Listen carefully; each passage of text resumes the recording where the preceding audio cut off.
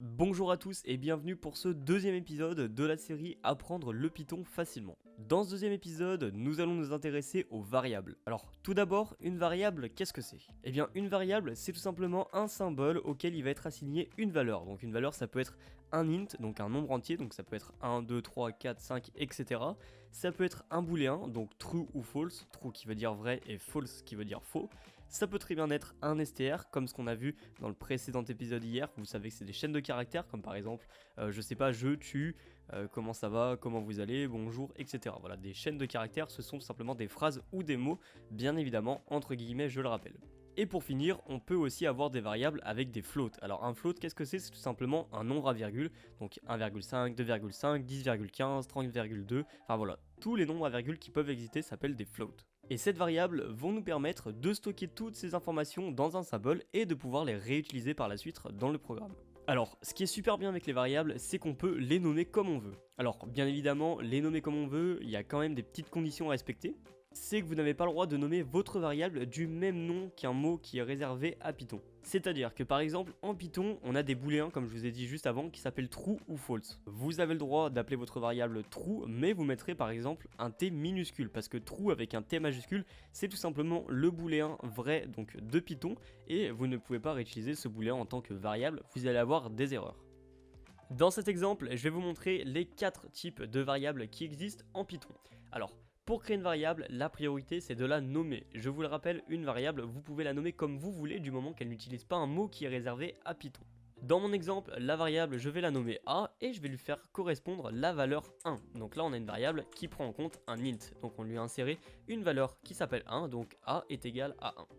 On a aussi les valeurs qui sont des floats, donc on va l'appeler cette fois-ci B et on va lui passer un nombre à virgule. Et là, nous avons une variable qui contient un float. On a aussi les variables qui sont des chaînes de caractères. Alors, je le rappelle, une chaîne de caractères, c'est tout simplement bonjour, salut, ça va, c'est des phrases, c'est des mots, etc. qui sont bien évidemment placés entre des guillemets. Toujours, ça c'est un réflexe que vous devez avoir. Une chaîne de caractères en Python est toujours placée entre des guillemets. Sinon, le programme ne va pas comprendre et va vous renvoyer une erreur. Donc dans notre cas, on va l'appeler C et on va lui passer par exemple un petit hello world comme ceci. Et là, on a notre variable qui contient une chaîne de caractères. Et en dernier type, on a bien évidemment les booléens. Alors là, on va lui passer le booléen true et après, on va lui passer le booléen false. Donc là, on a la variable D qui contient le booléen true qui veut dire vrai et la variable E qui contient le booléen false qui veut dire faux. Donc là, on vient de créer les 4 types de variables qui peuvent exister en Python. Et vous allez sûrement me poser cette fameuse question. Ok, dites-nous, c'est cool, mais qu'est-ce que je vais en faire ces variables ? À quoi ça va me servir dans mon programme ? Eh bien c'est super simple, vous vous rappelez dans le premier épisode je vous avais appris à utiliser la fonction print vous permettant d'afficher un message dans la console. Pour afficher un message dans la console qui est une chaîne de caractères ou alors une variable, mais ça on verra ça juste après, mais si vous voulez afficher une chaîne de caractères qui est un string, vous mettez des guillemets à l'intérieur des parenthèses et à l'intérieur des guillemets vous mettez votre chaîne de caractères. Pour ma part dans cet exemple je vais mettre bonjour et si je lance le programme, ce qui va se passer c'est qu'il va juste m'afficher le mot bonjour.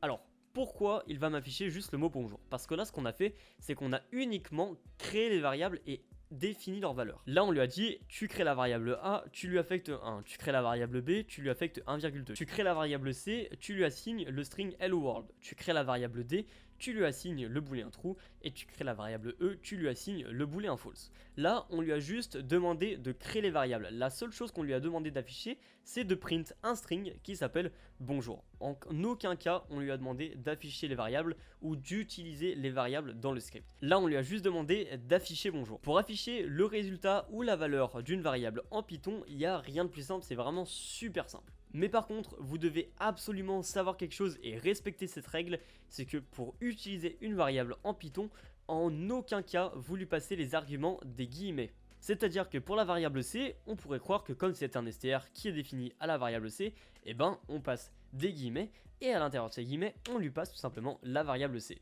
Sauf que non, là si on lance le programme, ce qui va se passer, c'est que Python va juste nous renvoyer la lettre C. Donc si on veut afficher la valeur de C, on a juste à passer le nom de la variable à l'intérieur des parenthèses. Donc là, si on lance le programme, on peut voir que le programme nous retourne bien hello world.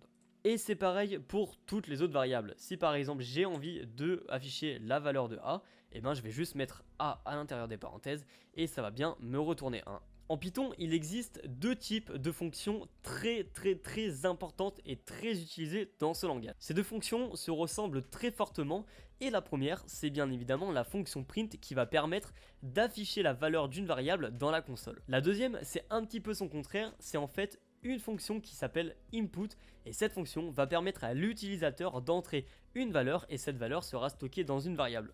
Une fois que la valeur va être stockée dans la variable, elle pourra être réutilisée tout au long du programme. La fonction print, vous la connaissez bien. On met print, on met les parenthèses, les guillemets et on peut y insérer notre texte pour que ce soit ce texte-là qui soit affiché dans la console. Pour la fonction input, c'est pas pareil. C'est pas dur, mais c'est pas pareil.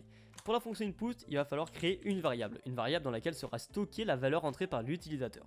Pour ma part, je vais la nommer âge, on va mettre un égal pour l'assigner à la fonction input, et la fonction input, après on va mettre des parenthèses. Vous allez me dire pourquoi on met des parenthèses à chaque fin de fonction, c'est comme ça, c'est la syntaxe de Python, à chaque fin de fonction, il faut mettre des parenthèses, toujours finir par des parenthèses. Une fois qu'on a mis les parenthèses, à l'intérieur, on peut y insérer les guillemets et mettre notre chaîne de caractères, donc poser notre question à l'utilisateur.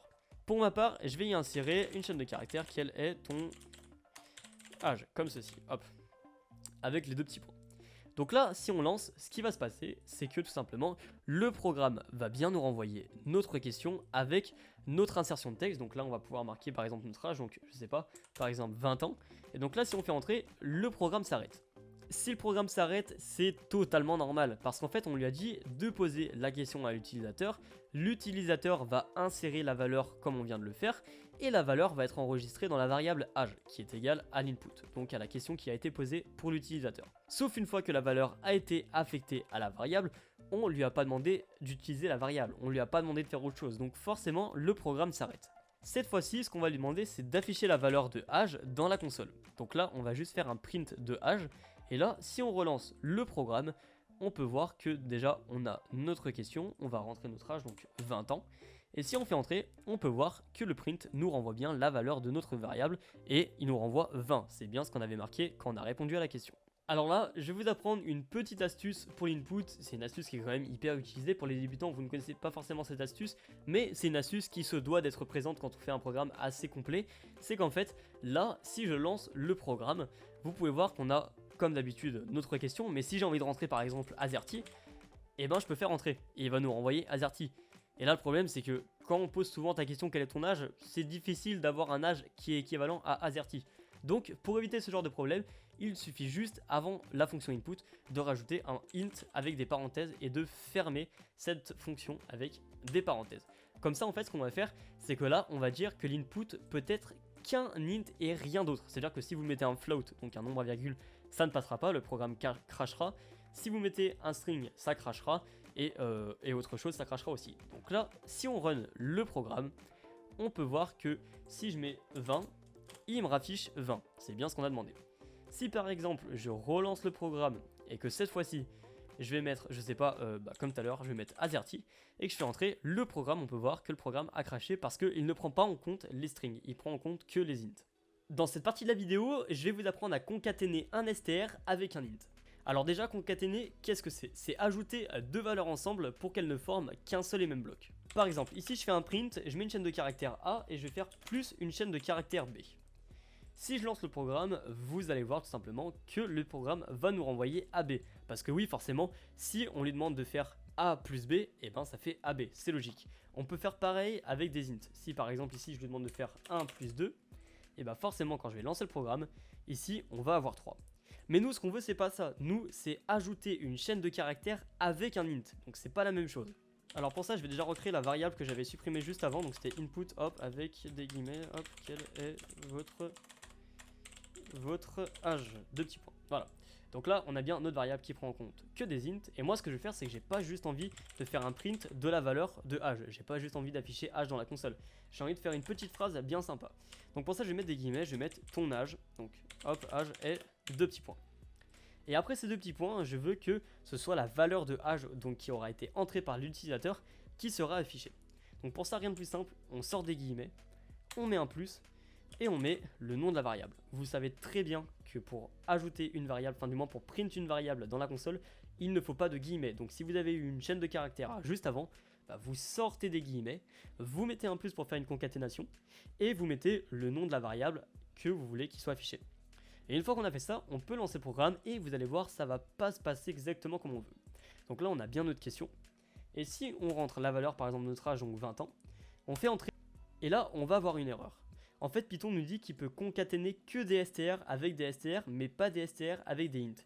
Et là, en fait, ce qu'on lui demande, c'est qu'on lui demande d'ajouter un chiffre avec une chaîne de caractères, ce qui est techniquement pas possible. Donc pour faire ça, c'est pas compliqué, vous avez juste à convertir la valeur de votre variable en celle que vous voulez concaténer. Nous, on veut concaténer des str avec des str. On va mettre str avant le nom de la variable, parenthèse, et on va fermer la parenthèse. Pensez toujours à fermer les parenthèses. Il faut toujours, quand vous ouvrez une parenthèse, qu'elle soit fermée, sinon vous aurez des erreurs et votre programme ne se lancera pas. C'est des erreurs, ça, qu'on ne peut pas éviter, sinon le programme ne se lance pas du tout. Donc là, si on ferme le code et qu'on relance le programme, vous allez voir qu'on va avoir notre question. On va mettre 20 ans.